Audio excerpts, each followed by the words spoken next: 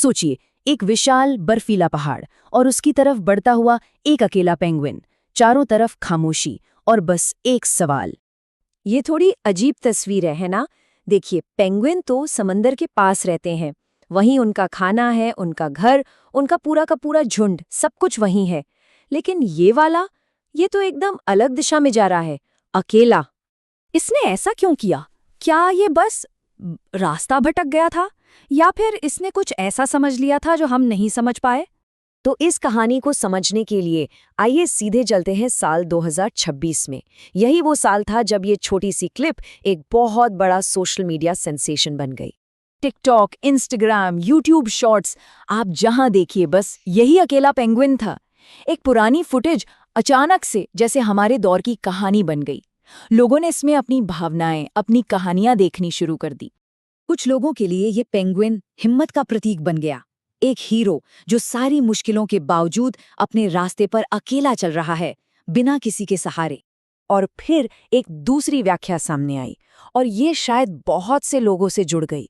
ये पेंगुइन उस इंसान का प्रतीक बन गया जो आज की इस भाग-दौड़ वाली दुनिया से थक चुका है, जो बस चुपचाप सब कुछ छोड़कर कहीं दूर चले जाना चाहता है।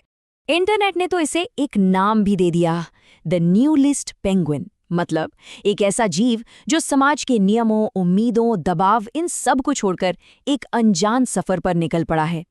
लेकिन इस मीम के पीछे भी एक कहानी है, एक असली कहानी।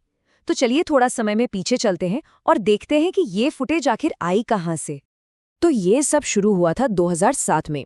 एक जर्मन फिल्ममेकर है वर्नर हर्ज़ोग, उन्होंने अपनी डॉक्यूमेंट्री में सीन को दिखाया। फिर कई सालों तक ये क्लिप इंटरनेट पर इधर-उधर घूमती रही। और फिर आया 2026, जब एक पुराने गाने के ऑर्गन कवर के साथ मिलकर ये आग की तरह फैल गई। उस डॉक्यूमेंट्री में हर्ज़ोग की आवाज़ इस सीन को और भी गहरा बना देती है।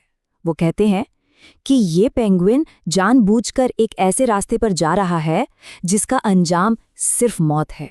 एक फिल्ममेकर की नज़र से ये एक दार्शनिक यात्रा थी, एक डेथ मार्च। लेकिन क्या साइंस भी यही मानता है? क्या सच में यही हो रहा था?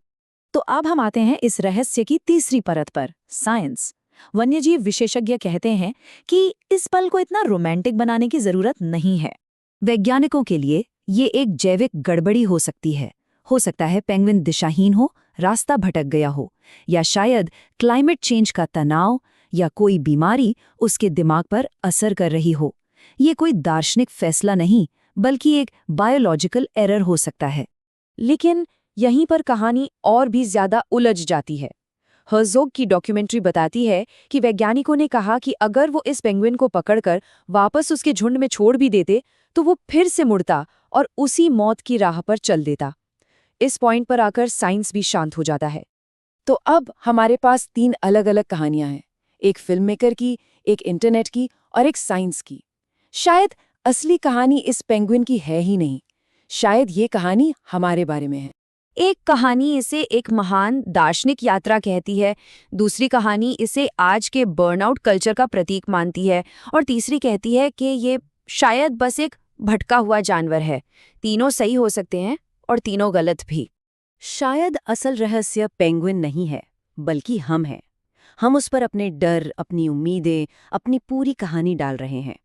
क्योंकि शायद हम सब उस अकेले पेंगुइन में थोड़ा सा खुद को देखते हैं, कभी खोया हुआ, कभी बागी, और कभी बस कुछ बड़ा ढूंढ निकला हुआ। तो आखिर में हम वापस उसी सवाल पर आते हैं, क्यों?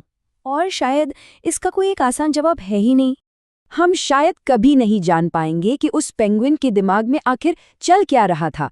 हो सकता है वो खोया हुआ था ही नहीं, वो बस कहीं और जा रहा था, एक ऐसी मंजिल की तरफ जो शायद हमारे नक्शे में है ही नहीं।